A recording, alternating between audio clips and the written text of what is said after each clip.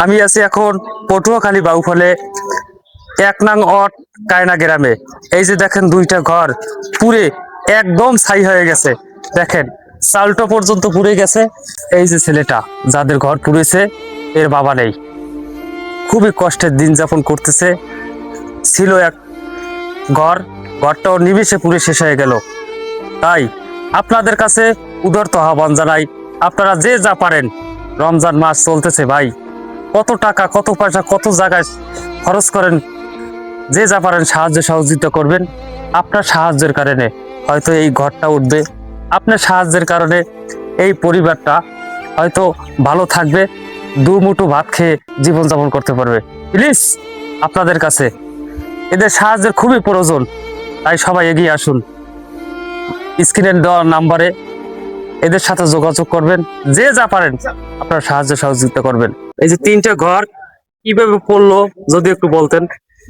যখন রাত্রে 10:30 বাজছে তখন আমরা সজাগ ছিলাম, নামাজ পড়ে তারাবি নামাজ পড়ে রোজা রাখছি সারাদিন ক্লান্ত শরীর নিয়ে।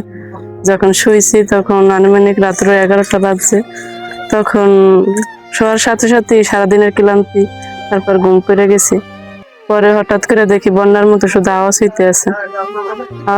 তারপর আমি ভাবছি যে এত বন্যা হইতে আছে, তো শীত করে না কেন। আমি আবার খাতা টান নিয়ে গায়ে দিছি, পরে দেখি অনেক তাপ লাগতে আছে। পরে খাতা সরাইয়ে দেখি শুধু আগুন আর আগুন। পরে চিৎকার দিয়ে বাইরে যখন বেরোমু তখন হঠাৎ করে আবার মনে পড়ে গেছে যে আমার একটা সন্তান আছে। এই যে আমার এই সন্তানটা আসলে আমার কোলের, ও আসলে মশারির ভিতরে। আমি আইতনা থেকে আবার যাইয়ে যখন দেখি তখন দেখি মশারির এক কোণে আগুন আর এক কোণে আমার এই মেয়ে বসে আছে এই ফোনটা হাতে নিয়ে। তারপরে ওরে কোলে নিয়ে যেমন তেমন আমি বের হইছি। শুধু এই কাকিরে বলছি, কাকি ঘরে তো আগুন লেগে গেছে। কাকি চিৎকার দিয়ে বাইরে পড়ছে, আমি চিৎকার দিয়ে বাইরে পড়ছি। এই পর্যন্ত, আর কিছুই বলতে পারি না। কথাগুলো শুনলে অনেক খারাপ লাগে, অনেক কান্না চলে আসে।